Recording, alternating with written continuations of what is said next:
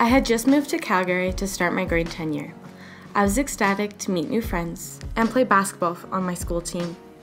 Then a cough threw a wrench into my plan.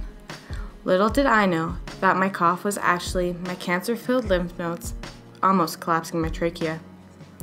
After a biopsy of one of my lymph nodes and an ambulance trip to Foothills, I was diagnosed with stage 4 Hodgkin's lymphoma.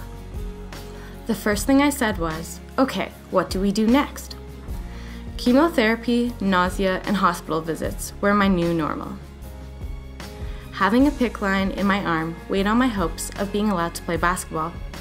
My parents were worried that if I got hit, my line would stop working. After telling my nurse and doctor my concerns, a solution was made. They grabbed a non-sticky wrap to wrap my line with. It was green and had dinosaurs on it. After about 4 months, I was told I was in remission. This lasted about 3 weeks. My cough returned, and so did my cancer. Only this time, the cancer was more resistant. I was done with feeling like crap. My dad and I had an argument about me going through more treatment. I refused. I wanted to lay down and die.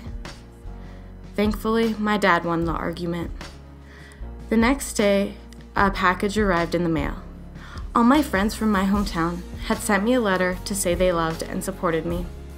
One of my friends even had my initials printed on his hockey stick. The next step was a stem cell transplant. Luckily, my older brother was a perfect match.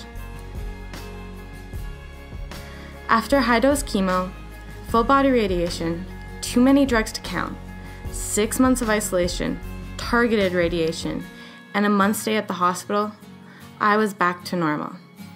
Almost. The chemotherapy messed up my feet and caused neuropathy. I was walking on my tippy toes and had no balance. The doctors immediately got me into serial casting. This is stretching my calf muscles over a period of 2 months so I could walk normally again. I wasn't quite out of isolation yet, but my best friend had special permission to spend time with me. Being able to see her made isolation feel a lot less lonely.